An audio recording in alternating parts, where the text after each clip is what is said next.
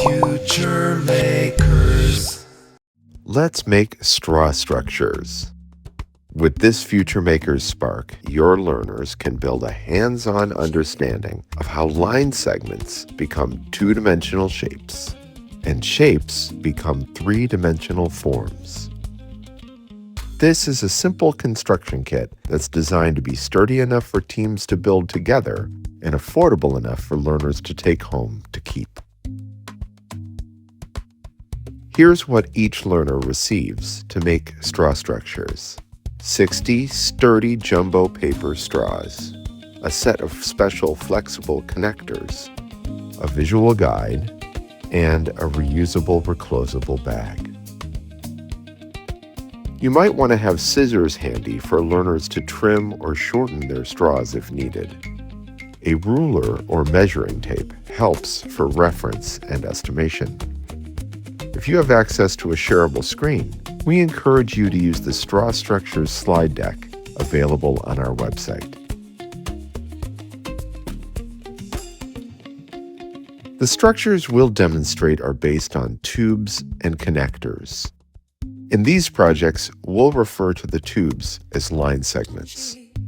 We'll combine these to make two-dimensional shapes and three-dimensional forms. The tubes are made of sturdy layers of tight spiral-wound paper. Each one is 12 inches long. They come in 3 colors, so learners can keep track of each other's parts if they're combined. The connectors are 3D printed from flexible, durable, earth-friendly plastics. They're printed in sets and pull apart easily. Learners can review the number of line segments needed to make a base shape: triangles, squares, pentagons, hexagons, and more. Our example structure is based on a square. Your learners can use this shape or choose a different number of sides to base their structure on. It's up to you. Sturdy bases are made from multi-segment lines. Before building, have learners count out the number of tubes they need to make their shape. Squeeze and press the connectors fully into one end of each tube. Then, connect all the tubes into a single line. Although there's 4 connection points on each connector, right angles or corners create a challenge when they go to add their first vertical piece. Encourage your learners to start with multi-segment lines first. If you start with a long line, you can roll it into a shape.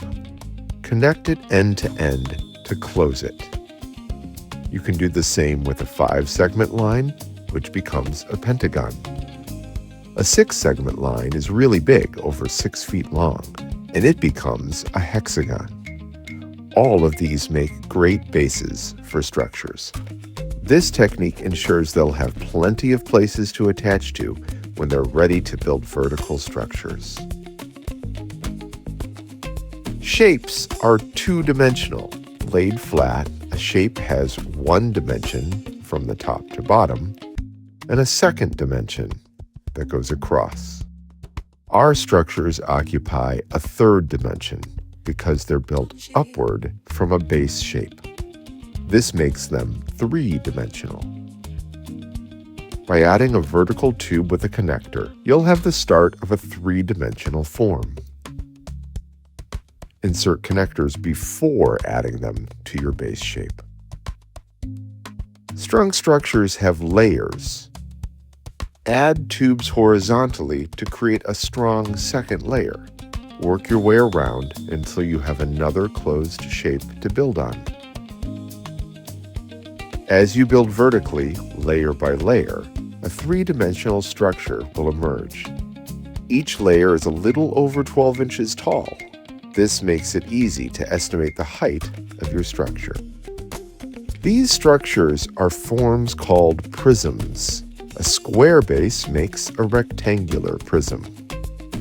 You can make a pentagonal prism, a hexagonal prism, and so on, depending on the number of sides your base shape has. Your learner's first design challenge is to make a structure as tall as they are. Each learner starts with 60 12-inch tubes and 32 connectors. Invite them to estimate how many layers they'll need to build. If they're unsure of their height, they can create a multi-segment line and hold it upright. If it's taller than them, that's how many layers their structure needs to have. For their second challenge, ask the group if they could make their structures taller, even as tall as the room, without climbing on chairs, furniture, or people. They'll soon learn that by laying a structure down, they can connect more tubes and carefully stand their structure back up. To get the whole group collaborating, challenge them to create shorter structures that sets of 2 or 3 learners can fit inside of. When they're ready, expand the challenge to combine multiple teams until you have all your learners inside a single structure. The connectors are designed to be used in 3 ways. You can insert them, run tubes through them, and connect to their notches. By creating cross pieces, tubes can help reinforce a structure and make it stronger. Straighten out a pair of connected tubes and insert one through the center of their shared connector. When bent, the tube is locked in one direction, making it difficult to pull out. Encourage learners to experiment with different combinations of components to create even stronger connections and engineer novel solutions to make their structures sturdy and strong.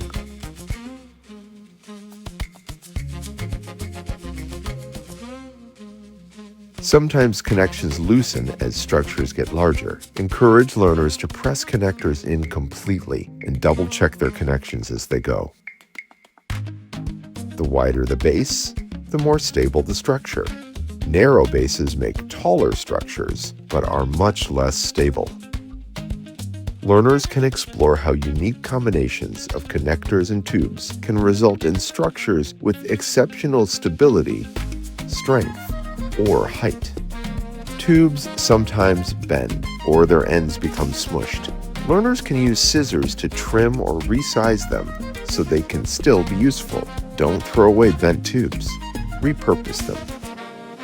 When it's time to clean up, they can disassemble their structure and place their tubes in the sturdy reclosable bags they came with.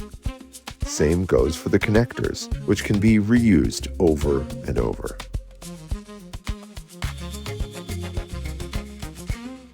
Congratulations on constructing straw structures.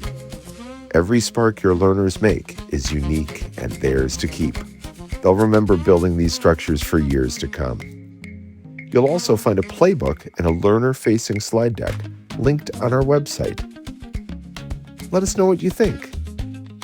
Thanks for watching. FutureMakers.